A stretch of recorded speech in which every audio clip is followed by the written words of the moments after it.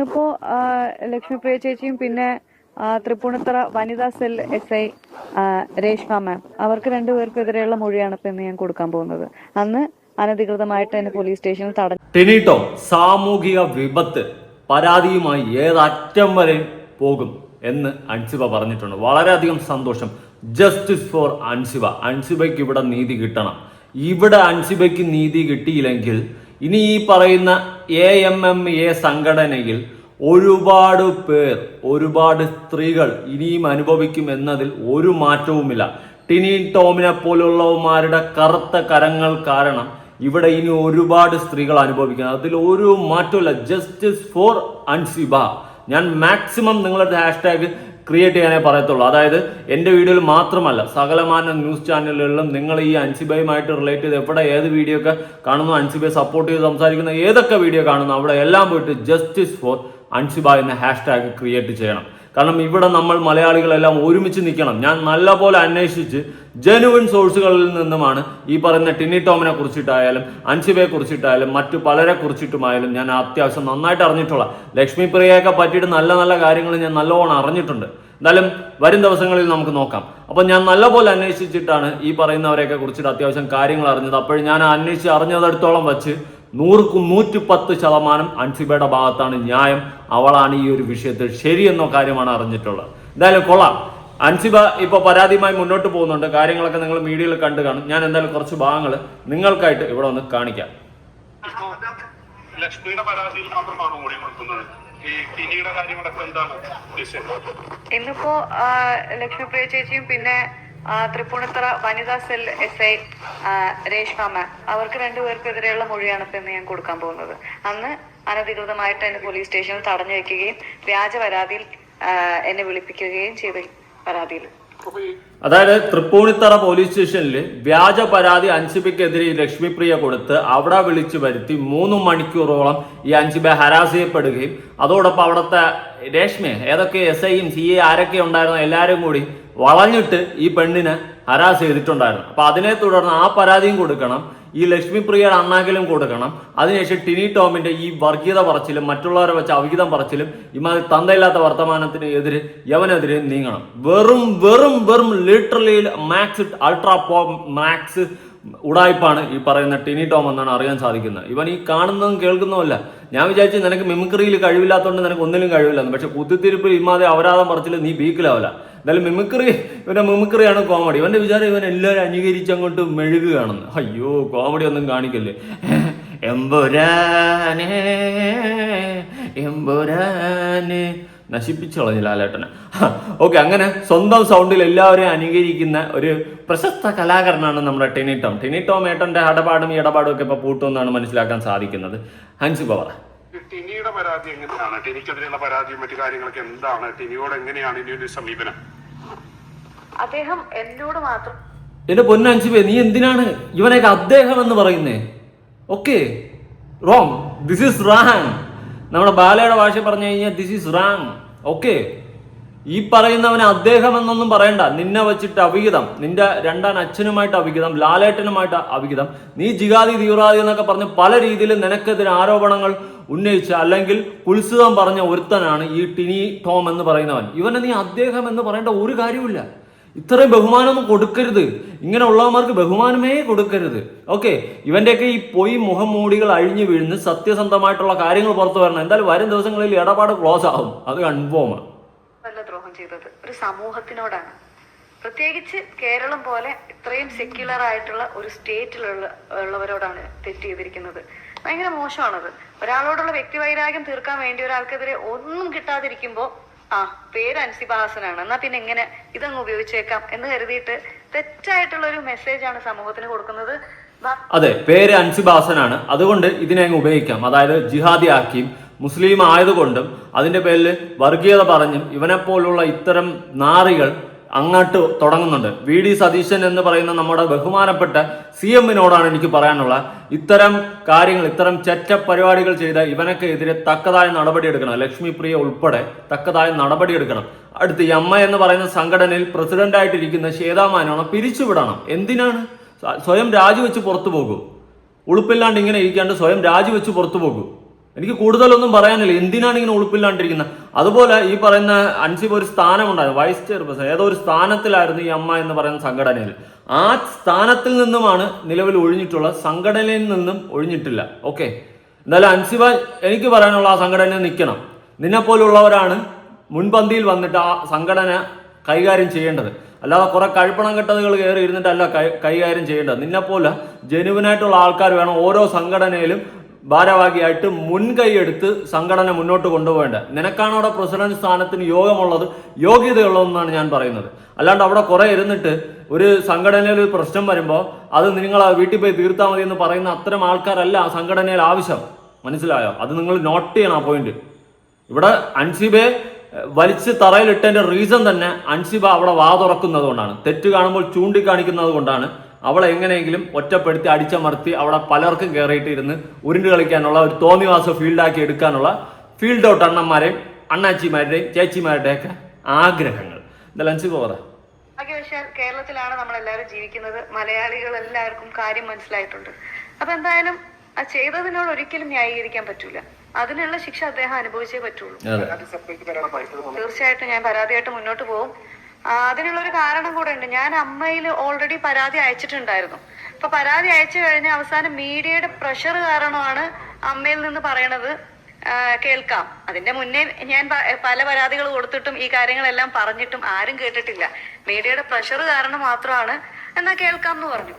അപ്പൊ ഞാൻ പറഞ്ഞൊരു കാര്യം, ഇതേ കമ്മിറ്റി തന്നെ കേൾക്കാം എന്നാണ് പറയുന്നത്. അത് ഈ കമ്മിറ്റിയിൽ വിശ്വാസം ഇല്ലാത്തതുകൊണ്ട് അവിടുന്ന് റിസൈൻ ചെയ്ത് വന്ന ഒരാളാണ് ഞാൻ. റിസൈൻ ചെയ്തതിന് ശേഷമാണ് എനിക്ക് മീഡിയയിൽ ഇത് പറയാൻ പറ്റിയത്. അവിടെ ഇരുന്നുകൊണ്ട് എനിക്ക് പറയാൻ പറ്റില്ല. അപ്പൊ ഞാനിത് പറഞ്ഞു കഴിഞ്ഞതിന് ശേഷം ഇതേ കമ്മിറ്റിയുടെ മുമ്പാകെ ഞാൻ ഹാജരായി വീണ്ടും ഇതേ പറ്റി സംസാരിക്കണം എന്ന് പറഞ്ഞു കഴിഞ്ഞാല് എന്നെ പരിഹസിക്കുന്നതിന് തുല്യമല്ലേ അത്?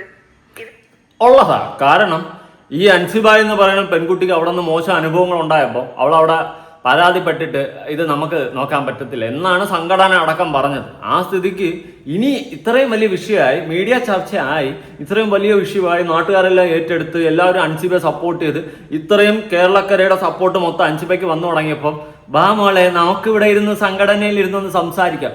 വേണ്ട വേണ്ട, ഇത്രയും ദിവസം കേൾക്കാൻ പറ്റില്ലെങ്കിൽ നീയൊക്കെ ഇനി കേൾക്കണ്ട. എന്ത് സംഘടന നാണം കെട്ട് നാറും എന്നുള്ളൊരു സംഭവമായ ഇതെല്ലാം ഒരു സംഘടനയാ?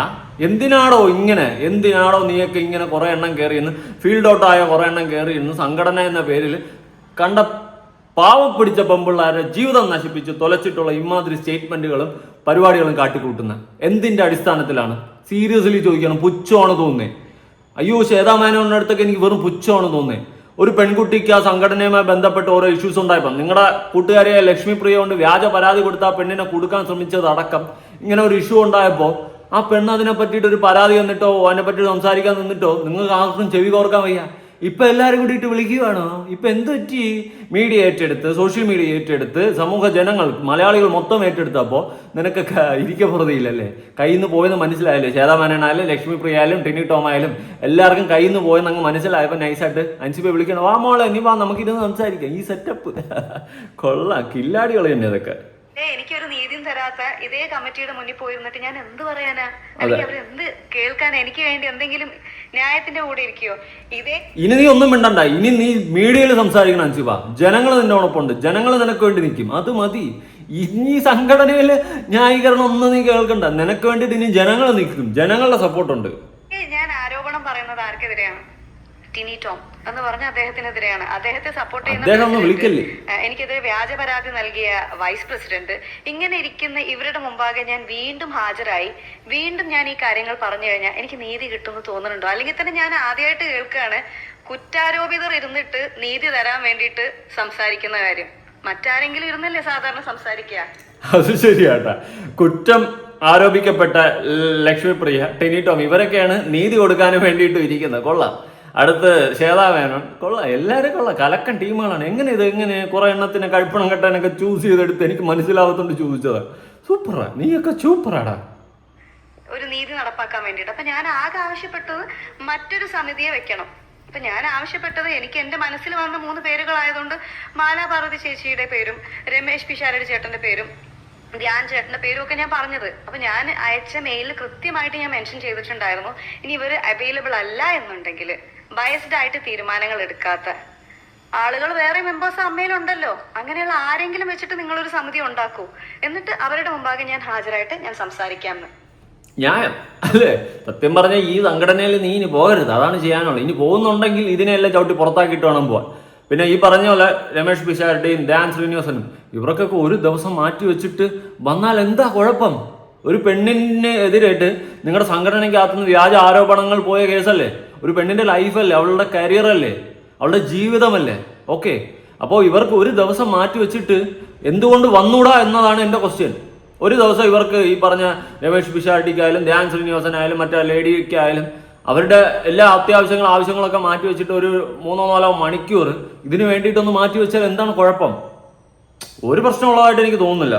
ഒരു പെണ്ണിന്റെ ലൈഫാണ്, അതെങ്കിലും കൺസിഡർ ചെയ്തിട്ട് ഈ പറയുന്ന പോലെ നിങ്ങളൊക്കെ ഒന്ന് മുൻകൈ എടുത്തു കഴിഞ്ഞാൽ കൊള്ളായിരിക്കും. പക്ഷെ ഇതുവരെ ഒരു റിപ്ലൈ പോലും എനിക്ക് ലഭിച്ചിട്ടില്ല. അപ്പൊ അതിൽ നിന്ന് ഞാൻ എന്താ മനസ്സിലാക്കേണ്ടത്? തീർച്ചയായും സാമൂഹിക വിപത്താണ് ടിനിച്ചേട്ടൻ എന്നുള്ള കാര്യം വ്യക്തമായിട്ട് എനിക്കറിയാം. അതിനെതിരെ ഞാൻ മുന്നോട്ട് പോകുക തന്നെ ചെയ്യും. ഈ സേതാമേനോൻ ടിനിക്ക് അനുകൂലമായ ഒരു നിലപാടാണ് എടുക്കുന്നത്. പലപ്പോഴും അൻസിബയുടെ പരാതി പോലും ചർച്ച ചെയ്യേണ്ടെന്നാണ് സേതാമേനോൻ പറഞ്ഞത്. അത് കേൾക്കുമ്പോ വിഷമാണ് തോന്നുന്നത്. കാരണം ഇത്രയും വലിയ ഒരു ഇതിപ്പോ ഒന്ന് ആലോചിച്ച് നോക്കൂ. ഈ പ്രൊഡക്ഷൻ കൺട്രോളർ രാജീവ് കുടപ്പന എന്ന് പറയുന്ന അദ്ദേഹം വന്നിട്ട് അൻസിബ അങ്ങനെ പറഞ്ഞിട്ടില്ല, അദ്ദേഹത്തിന്റെ മകൻ കൈലാസ് വന്നിട്ട് പറഞ്ഞു അൻസിബ അങ്ങനെ പറഞ്ഞിട്ടില്ല എന്ന്. അവര് ഒരു സെക്കൻഡ് മാറ്റി പറഞ്ഞിരുന്നെങ്കിൽ രാജ്യദ്രോഹ കുറ്റത്തിന് ഞാൻ ജയിലിൽ കിടക്കേണ്ടി വരില്ലായിരുന്നു. അപ്പൊ അത് ഇവർക്കാർക്കും പ്രശ്നമുള്ള കാര്യമല്ലേ? ഇത്രയും വലിയ ക്രിമിനൽ പരിപാടികൾ ഇവരെല്ലാം ചെയ്തു വെച്ചിട്ട് ഞാനിത് സഹിച്ചോളണം എന്ന് പറയുന്നത് സത്യം. ഒരു പെണ്ണിനെ വെച്ചിട്ട് അവള് ജിഹാദിയാണ്, അവള് മറ്റുള്ളവരെ നോമ്പ് പിടിപ്പിക്കാൻ ശ്രമിക്കുന്നു, അവര് മറ്റുള്ളവരെ മുസ്ലിം ആക്കാൻ ശ്രമിക്കുന്നു, ഇങ്ങനത്തെ അടക്കം അവളൊരു വർഗീയവാദിയാക്കി മാറ്റി അവളെ ആ ഒരു മതത്തിന്റെ ഒരു സംഭവം മെത്തച്ച് എന്ന് അടക്കം പറഞ്ഞു വെറും പുച്ഛത്തോട് ആക്ഷേപിച്ച ഇവനെയും ഇവളുമാരെയൊക്കെ എന്ത് ചെയ്യണം? നിങ്ങൾ ജനങ്ങൾ പറ, എന്ത് ചെയ്യണം? ഇതിനെയൊന്നും വെറുതെ വിടാൻ പാടില്ല, ശക്തമായിട്ട് പ്രതികരിക്കണം. മലയാളികൾ ഒന്നടങ്കം നിൽക്കണം. Justice for Ansiba. ഇനി ഒരു അൻസിബയും ഈ വൃത്തികെട്ട സംഘടനയിൽ ഉണ്ടാവില്ലേ?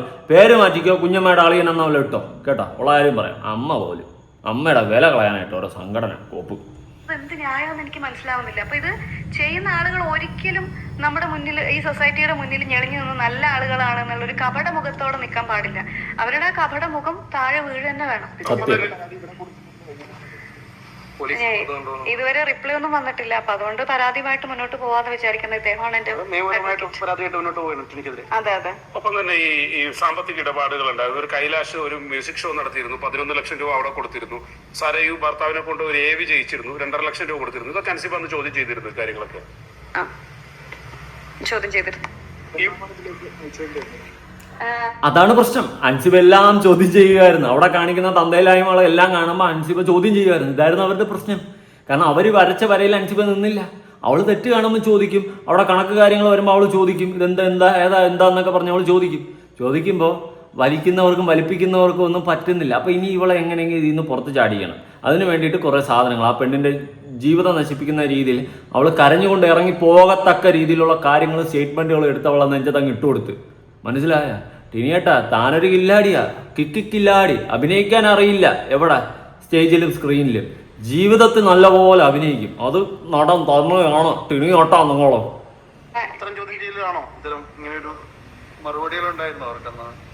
ഇത് ആദ്യത്തെ ഇഷ്യൂ എന്ന് പറഞ്ഞാൽ, ഇപ്പൊ ഞാനിപ്പോഴാണ് വാട്സപ്പ് ചാറ്റ് എടുത്ത് നോക്കിയത്.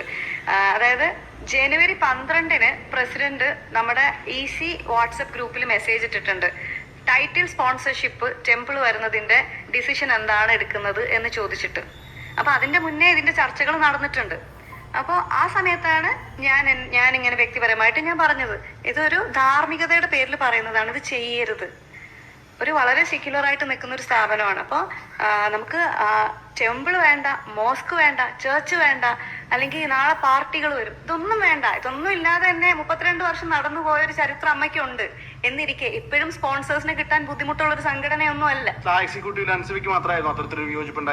ഞാൻ അങ്ങനെ ഒരു വിയോജിപ്പ് ആദ്യം എന്നിട്ട് ഒരു വോട്ടിംഗ് നടത്തിയ സമയത്ത് അപ്പൊ ഞാനിത് പറഞ്ഞു. ഇതിന്റെ മുന്നേ വേറെ 1-2 പേര് ചോദിച്ചിരുന്നു, അത് അമ്മ സംഘടന ഒരു സെക്യുലർ സ്ഥാപനമല്ലേ, അപ്പോ നമുക്കൊന്നും കൂടെ നോക്കണമോ എന്ന് ചോദിച്ചിട്ടുണ്ടായിരുന്നു. പക്ഷെ ചെയ്യരുത് എന്ന് വേറെ ആരും പറഞ്ഞിട്ടില്ലായിരുന്നു, നോക്കണമോ എന്ന് ചോദിച്ചിട്ടുണ്ടായിരുന്നു. അത് കഴിഞ്ഞിട്ട് ഞാനിത് മെയിൽ അയക്കുകയും വാട്സപ്പിൽ ഞാൻ നോട്ട് ഇടുകയും ഒക്കെ ചെയ്തു. അപ്പൊ അതിനുശേഷമാണ് ഞാനിത് ഈ മെയിലൊക്കെ അയച്ചതിന് ശേഷം അമ്മയിലെ തന്നെ മറ്റൊരു മെമ്പർ എന്നെ വിളിച്ചു പിറ്റേ ദിവസം.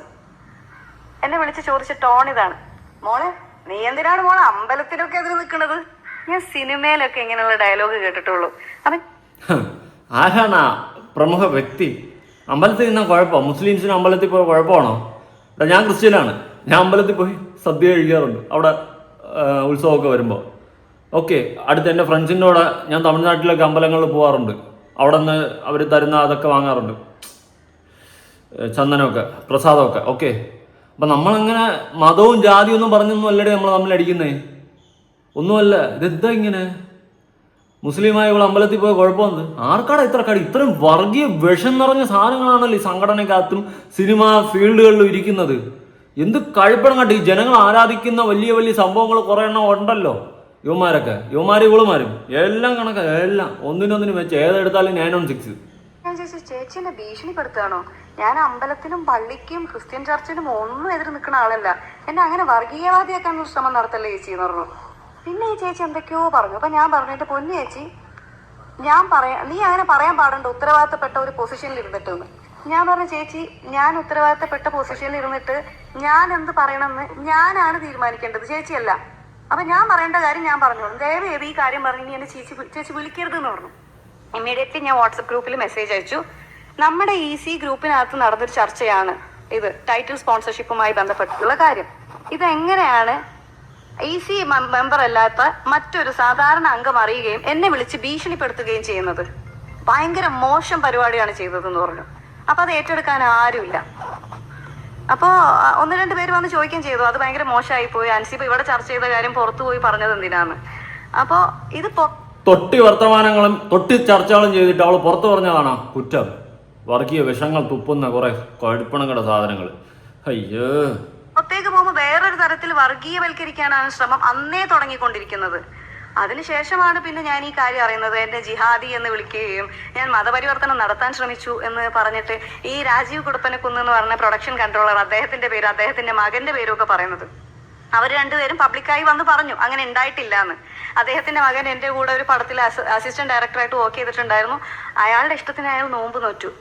നമ്മുടെ ഈ ലോകത്ത് പല മതങ്ങളിലുള്ളവരും പല നോമ്പുകളും എടുക്കുന്നുണ്ട്. അത് ഇസ്ലാമിക പ്രകാരമുള്ള നോമ്പ് എടുക്കുന്നുണ്ട്, ക്രിസ്ത്യൻ ആചാരപ്രകാരമുള്ള നോമ്പ് എടുക്കുന്നവരുണ്ട്, ശബരിമലയ്ക്ക് പോകുന്ന എത്ര പേരുണ്ട്, അഹിന്ദുക്കളായിട്ടുള്ള എത്ര പേര് പോകുന്നുണ്ട്. അപ്പൊ അങ്ങനെ സെക്യുലർ ആയിട്ട് ജീവിക്കുന്ന ഒരു നാട്ടില് ഇങ്ങനെ ഒരു നോമ്പ് എടുത്തു എന്നുള്ളതിന്റെ പേരിൽ അങ്ങനെ പറയാൻ പാടുണ്ട്? എനിക്ക് മനസ്സിലാവുന്നില്ല. അപ്പൊ ഈ പ്രൊഡക്ഷൻ കൺട്രോളറും മകനും വന്നിട്ട് സത്യം പറഞ്ഞത് കൊണ്ട് മാത്രം രക്ഷപ്പെട്ടു നിൽക്കുന്ന ഒരാളാണ് ഞാൻ.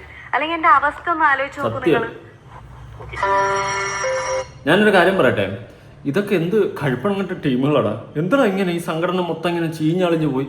ആ പെണ്ണിനെ വർഗീയവാദമാക്കി. വളരെ മോശം. ഒരു പെണ്ണിന്റെ ലൈഫ് വെച്ചിട്ടാണ് ഈ കഴിപ്പണങ്ങട്ട സാധനങ്ങൾ കളിച്ചിട്ടുള്ളത്. അവള് ജിഹാദിയായി, മതം. ഞാൻ കുറച്ച് കമന്റ്സ് ഒന്ന് വായിക്കാം കേട്ടോ, ന്യൂസിന്റെ താഴെ നിന്ന്. അവനെ എന്തിനാ അദ്ദേഹം എന്ന് വിളിക്കുന്നത്? കറക്റ്റ്, ടിനി ടോം കാസയിലെ അംഗമാണ്. കാസയിലെ പൊളി. അൻസിബ പറഞ്ഞ സത്യം. അവന്റെ വളിച്ച കോമഡി. ടിനി ടോം ആണ് ശരി. ഇപ്പോൾ ഇതിന്റെ പിന്നിൽ ഈ കുട്ടിയെ കൊണ്ട് സിനിമാ ലോകത്തെ ഉപദ്രവം ഉണ്ടാവാൻ. പിന്നെ ടിനി ടോം ഭയങ്കര ശരിയാ. ഞാൻ മനസ്സിലാക്കിയൊരു കാര്യം, ഇനി അൻസിബയ്ക്ക് സിനിമ കിട്ടൂല, അത് കൺഫേമാണ്. കാരണം വമ്പന്മാർക്ക് എതിരെ, വൻപത്തികൾക്ക് എതിരെയാണല്ലോ സംസാരിച്ചത്. അതുകൊണ്ട് ഇനി ഫീൽഡ് ഔട്ട് ആവും, സിനിമ കിട്ടത്തില്ല. സത്യം തുറന്നു പറയുന്നവർ അടിച്ചമർത്തപ്പെടുകയാണ് ഈ സമൂഹത്തിൽ ഉണ്ടായിട്ടുള്ളത്. സിനിമ കിട്ടുന്ന കാര്യം വളരെയധികം പരിതാപകരമായിരിക്കും, ചാൻസ് വളരെയധികം കുറവായിരിക്കും. പൊതുശല്യം വേണ്ട ഇനി. അതെ, വെളിവ് കെട്ടവനാണ് ആ ടിനി ടോം. അവനെ പൊതുശല്യമായി പ്രഖ്യാപിച്ച് അകത്തിടുക. സത്യം. Shweta Menon cheated by a gang, she's genuinely innocent. ദൈവത്തിനറിയാം. Tiny Tom should be corrected. കോപ്പാണ്. ഓക്കെ, അപ്പൊ ഇങ്ങനെ ടിനി ടോം അണ്ണാനൊക്കെ മൂഞ്ചിയിരിക്കുകയാണ്. ഇനി അൻസിബയുടെ കാര്യത്തിൽ ഞാൻ പറഞ്ഞതുപോലെ മിക്കവാറും ഫീൽഡ് ഔട്ട് ആവാൻ ചാൻസ് ഉണ്ട്. സിനിമയൊന്നും കിട്ടാതെ വല്ലാത്തൊരവസ്ഥയിലൂടെ അൻസിബ കടന്നു പോകേണ്ടി വരും. സത്യം ചെയ്യണം. സിനിമയൊന്നും ഇല്ലെങ്കിലും കുഴപ്പമില്ല, പിച്ചെടുത്ത് ജീവിച്ചാലും അന്തസ്സുണ്ട്. ഇവന്റെയൊക്കെ അടിമത്തത്തിനും ഇവന്റെയൊക്കെ കുണച്ച ഈ ഏർപ്പാടിന്റെ ഇതിൽ പെട്ട് ജീവിതങ്ങൾ നശിച്ച് നാറാണത്തായി കിടക്കുന്നതിനേക്കാളും പിച്ചെടുത്ത് ജീവിച്ച അന്തസ്സുണ്ടെന്നേ ഞാൻ പറയത്തുള്ളൂ. എന്തായാലും നിങ്ങളുടെ അഭിപ്രായങ്ങളും കാര്യങ്ങളും ഉറപ്പായിട്ട് താഴെ കമന്റ് ചെയ്യുക. ജസ്റ്റിസ് ഫോർ ആർക്ക്? അൻസിബ. ഈ പറയുന്ന ടിനി ടോമനും ഈ പറയുന്ന ലക്ഷ്മി പ്രിയയ്ക്കും ഒക്കെ നല്ല ഒന്നാന്തരം അടിത്തിരിച്ച് കിട്ടണം. ഇവളുമാർ അനുഭവിക്കണം. ഒരു പെണ്ണിനെ വച്ചിട്ട് ഇവന്മാരൊക്കെ കളിച്ചതിനുള്ള തിരിച്ചടി നല്ലപോലെ കിട്ടണം. എന്തായാലും നിങ്ങളുടെ അഭിപ്രായങ്ങളും കാര്യങ്ങളും ഉറപ്പായിട്ട് താഴെ കമന്റ് ചെയ്യുക. പുതിയ വീഡിയോ ഇടണം. ബൈ.